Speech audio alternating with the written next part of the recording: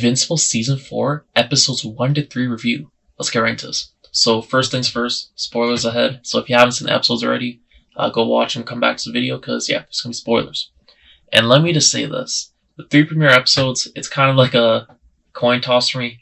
On the one hand, I do like it, especially when, you know, some of the episodes may be, the first couple may not be as, I guess, exciting per se. But, you know, usually the third episode is usually where they end off on a big cliffhanger, generally speaking. But also, it's kind of hard to cover, you know what I mean? So I'm going to be bouncing around the episodes. This is probably going to be more, I think episode 1 will probably be the one that I talk about the least. But yeah, we're going to talk about all 3 episodes. So right off the gate, let me just say this. I think episode 2 was by far my favorite. I don't know if this is a crazy take or not. I haven't seen what anyone said. It's almost like 6 in the morning. But yeah, I don't know what anyone else thinks, but I think episode 2 was by far the best. I would almost go to say that, maybe it's too early to say, but it might be one of my favorite episodes of Invincible thus far in the entire series. So for the 4, well, you know what I mean, for the 4 seasons, even though the season just started. But yeah, like I really enjoyed that episode. That whole, I guess, I mean, yeah, it was kind of like a flashback in a way. But yeah, showing the Viltrumite Empire from I guess a young Nolan's point of view, that was absolutely brilliant, And I will say, I'm like, I mean, we already knew that the Viltrumites were, I guess the best way of describing them was survival of the fittest, but they really nailed it home of how brutal they are.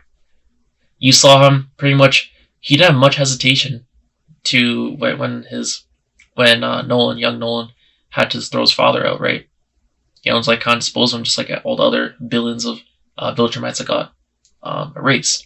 He had to just, you know, dispose of him, and he didn't really. I mean, he did think twice about it, but not really that much, to be honest. You also could see, like, yeah, his father was probably the better parent compared to his mom, because Nolan's mom had no mercy on him. That was crazy. Like, I'm like, what is going on here? And also, I actually thought young Nolan was about to like go crazy on those kids. Remember when he's like teaching them? It's like near the beginning of the 2nd episode. But when he's teaching them, and then he asked the one like little girl the answer about the question he asked, and then I thought that, you know, the way they built up the tension there, I really thought he was about to just like like that, or just, I don't know, you know what I mean, either bash her head in, or just like kind of like that one swipe with the arm, the hand, and just be done. It's I know I'm laughing, but it's absolutely ridiculous how much like the Viltrum Empire, how, I mean, obviously they're different, but how extreme they are. They are definitely like extremists. And yeah, I mean, the whole way it was shown was very, very cool. And I guess another part of it was, let me make sure it's the right name of it, but the virus was called the scourge virus, I think it's called the scourge virus. Let me just double check. Scourge virus. I think it was that. But like either way, the way they started the episode off by showing the virus just being planted, I thought that was pretty good. Yeah, the scourge. Yeah, the scourge. Yeah, I think it's a scourge virus. I might be wrong if I'm mispronouncing it. My bad. But yeah, I did not expect that plot twist. First of all, the betrayer. I was wondering, like, when I first saw young Nolan, I'm like, wait, this looks exactly like Mark, and then I'm like, this has to mean something. I'm like, there's no way it's just like by coincidence that they use the same type of like render model, and then we find out he's young Nolan, and then they're talking about obviously the statue, and then, you know, the betrayer, you know, how he's connected to the statue, and then I'm like, wait, who's the betrayer? Because it's obviously not Nolan, because this is literally him. And then we find out later in the episode that Thaedus, he is the betrayer. And we also find out that, oh, he actually has the virus. Like, he's the one who unleashed the virus, causing all this mayhem, all of these billions on billions of Viltrumites to just crumble, to literally die. Like Nolan says, like, because of what Thaedus did, Viltrumites almost went extinct. And I will say this, like, the case for both sides I kind of get. Like, don't get me wrong, like, the Viltrum, like, let me say this. It is pretty sad that all those people died, right? And the Viltrum Empire. Like, like it is always that, right? Lives are lost. But okay, with that being said, look at all the pain and suffering that they caused. Like, it's not like they just did nothing and then like they just got like wiped out with the virus. Like the virus was pretty much planned as revenge, essentially, because of all the planets and everything, all the civilization that the Viltrumites was wiped out, that they killed, right? All the genocides, things of that nature. So it definitely was kind of like, like that. I was kind of like, I don't want to say torn, but I understand both sides. But obviously, I'm siding with Thaedus, because bro, the like that, it really just showed how much of a danger the Viltrumites are. You know what I mean? Like they're not to be messed with. But besides the point, that was one. Yeah. So like I said, the betrayer plot twist, that was pretty cool. Like that reveal. What else was there? I'm trying to remember. There's that, and then yeah, the whole virus thing. Bro, Nolan was like, I didn't think Nolan was gonna kill him because they need the whole coalition thing to develop. But I like the episode 2 was also my favorite because of the dynamic between Alan and Nolan. We knew that they were gonna be teaming up and that they were gonna go on space adventures. I didn't know what that meant at the time. Now I get what it is, because this entire episode was pretty much focused around them. And also another thing about it was that after we kind of do the flashback type thing, I thought first of all the whole episode was going to be an origin story, just like young Nolan, but it wasn't. It actually was this, we find out that after, a few minutes, we go back to the present timeline, present day, and it's actually Nolan just explaining it to Alan. And then Alan's like, yeah, that's messed up, but then also like, look at all the damage that you guys have caused, right? What I was saying earlier. But like, there's funny moments. Like the episode, I think, was almost perfect. I'd say almost, if not like this is, if you have to choose a banger episode, I feel like episode 2 is the only one that you can really consider a banger episode, at least in my opinion. It also had the comedy that you kind of expect from Invincible as well. I feel like it had everything. It had the tension, / drama. Definitely had action in there, and it also had what's it called? The comedy, right? Because then you have I guess another element. We find out that pretty much for the coalition, in order to take down the Viltrum Empire, Nolan's pretty much giving his helping Alan and the whole coalition in getting elements to take down the Viltrumites, because there's only 50 of them left. But even then, it's still quite a bit of power. That they're very powerful still. And look how much effort it took to take down Conquest, right? And they kind of barely did that. Mark barely did that. So just imagine the scale, 50 times more of that. So I get why they're doing that, but yeah, the whole space adventure part is where they're going for the elements, what was the name? Space Racer. That was very cool. What else was there? I mean, when they went for what were those things called on that planet where it's ice, and then also that pilot was getting me triggered the whole time. The pilot, or the captain, whatever you call him, of that ship. This dude, I can't tell this dude is he gave me some traitor vibes, and then also at the same time, this guy's just a doofus. Oh man, I'm so glad he's got he's got booted by his entire crew. That was insane. No one literally liked him. No one liked him. I don't even know how this guy was a captain. This guy has no skills. This guy has no just common sense, to be honest. Literally the instance where Nolan asked pretty much for a little bit of help from the crew, and then the captain just literally ruins it. This dude, you really. What else was there? But yeah, when they're on that planet where it was frozen, and then obviously they moved that thing, and then they started becoming unfrozen. That was pretty intense. I'm not gonna lie. Borderline almost on the edge of my seat, because I'm like, come on, I just want you guys to get out of there. I want Alan, I want Nolan to get out of there. And Alan was kind of Alan was fine, to be honest. He was able to easily fly out there, but obviously he wanted to save Nolan. And anytime Nolan got close to just flying out of there, they would just barely grab him, right? Because they could low key, fly a bit. But yeah, that was interesting. So they failed on that though. And what else did they do? I mean, they got those little those insects, bugs, whatever they were, for, you know, in order to, what was it? I think help make, what was it? I don't remember. But yeah, they needed that. But yeah, I just feel like the episode really, really, like this episode did, or the episode 2 did a really good job of building the lore. So that's really why I liked it. And it just, like I said, one of the main things, establishing the threat of the Viltrumite Empire, right?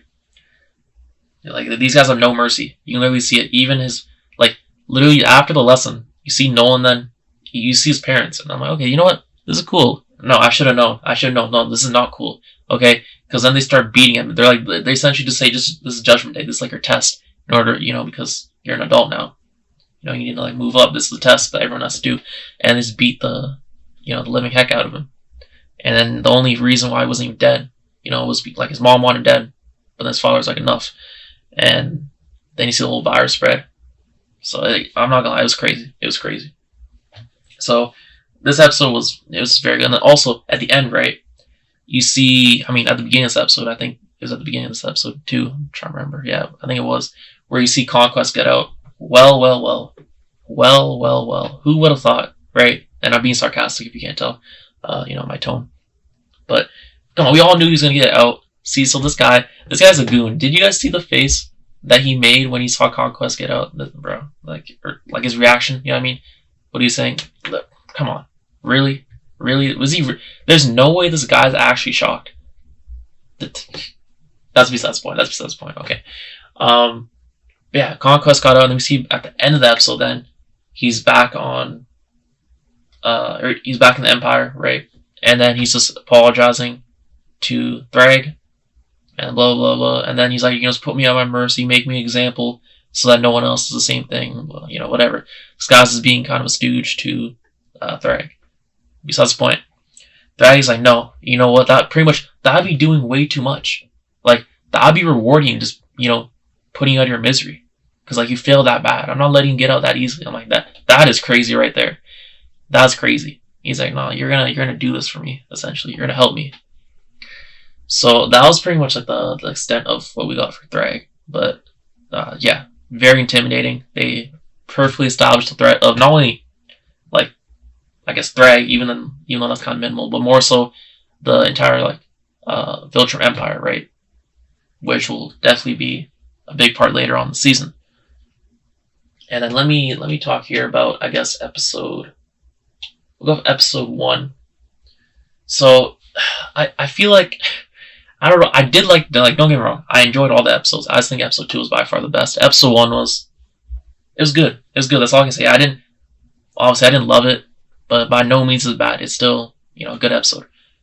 Okay.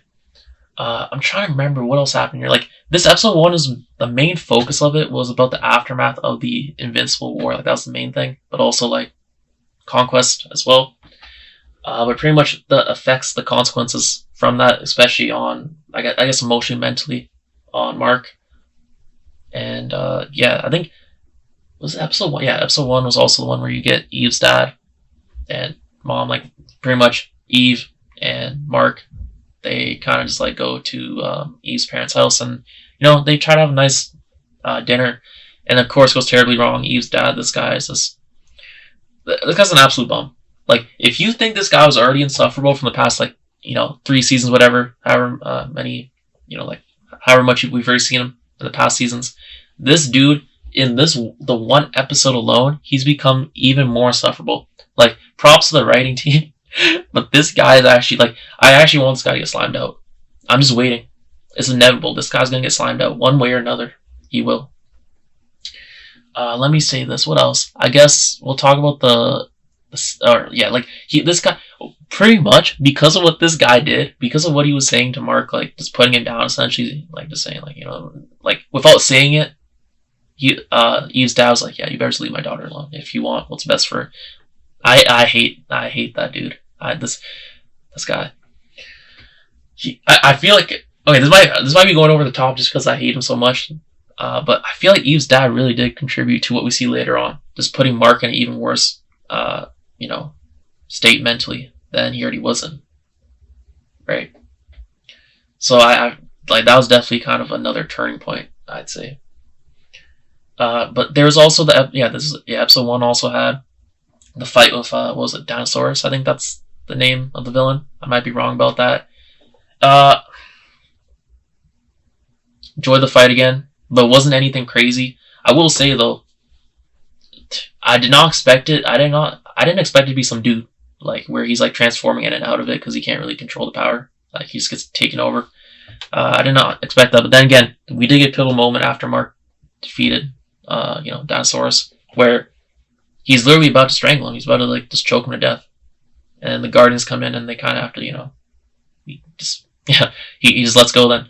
So I definitely don't see it being the end of the Dinosaurus character. No way. The way they've been marketing it and everything, talking about it, no way. No way. The character has to play that villain has to have a bigger part later in the season. So yeah. By the way, I haven't read the comics, so yeah, that's why it sounds like I'm predicting and guessing, but I am. What else was there? The Sequids,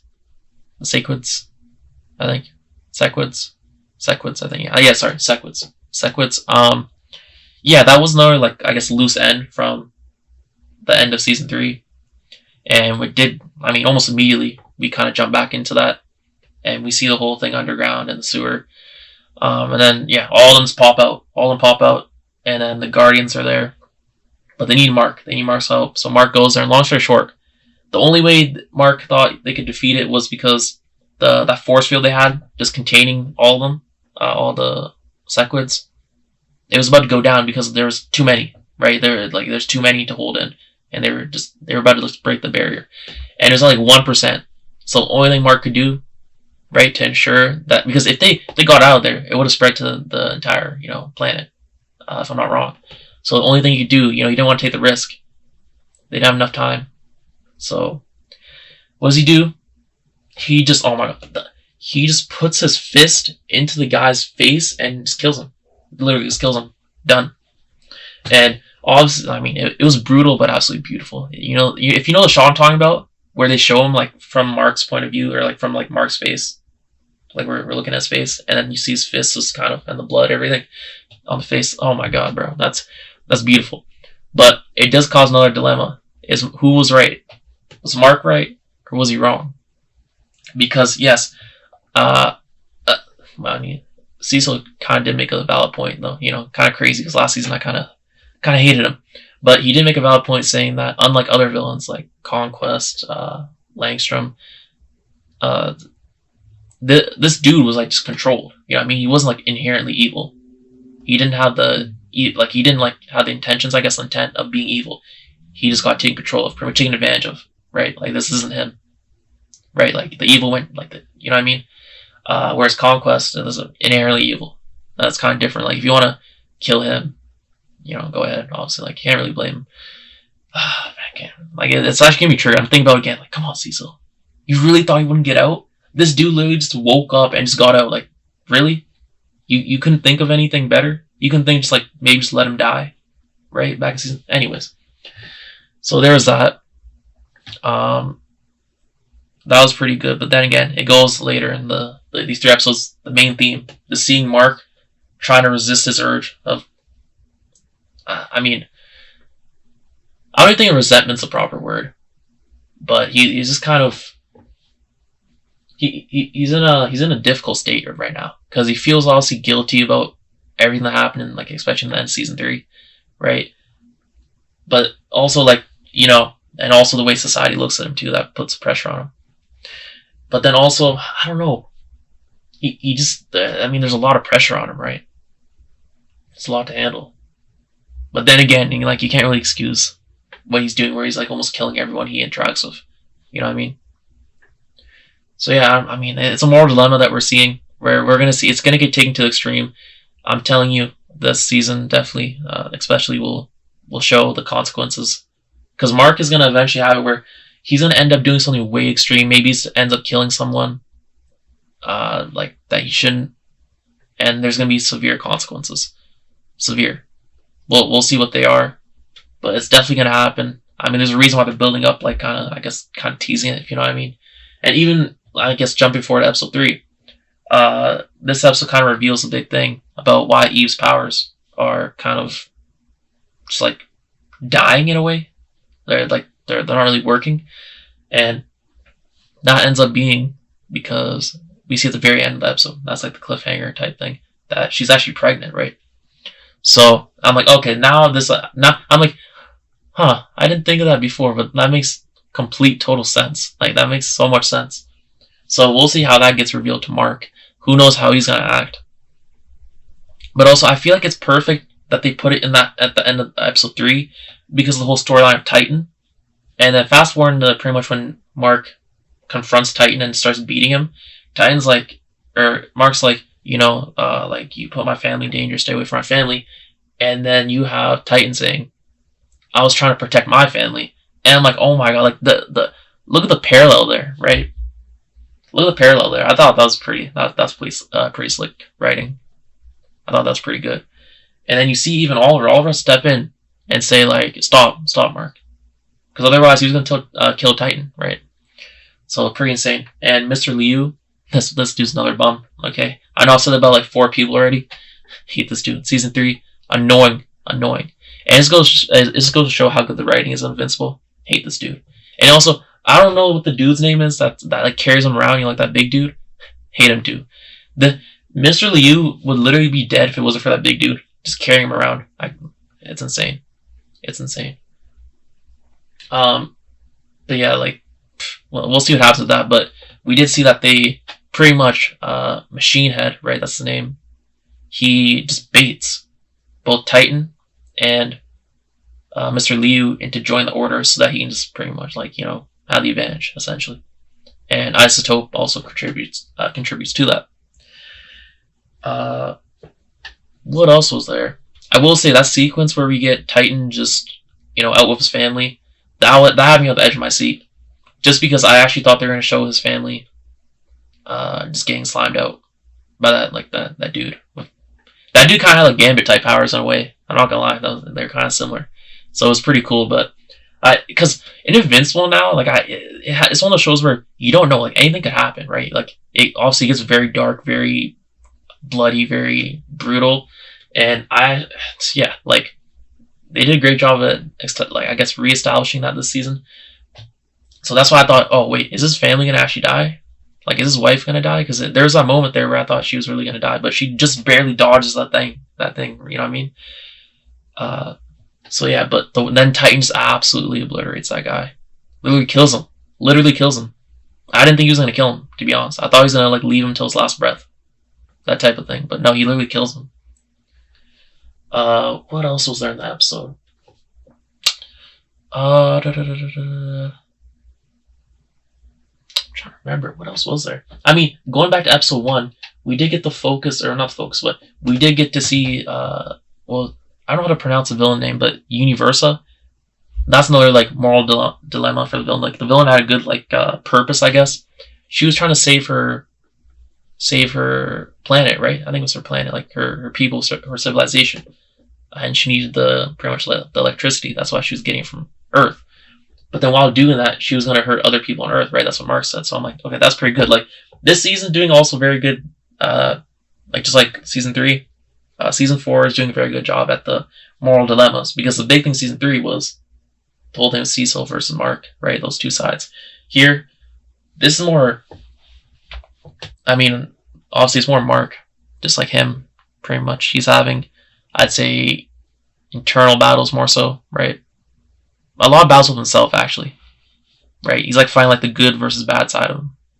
And right now we're seeing more so the bad side winning. So that, yeah. But I will say I've really liked everything so far. Let me see if there's anything else in here that maybe I didn't go over. What else was there?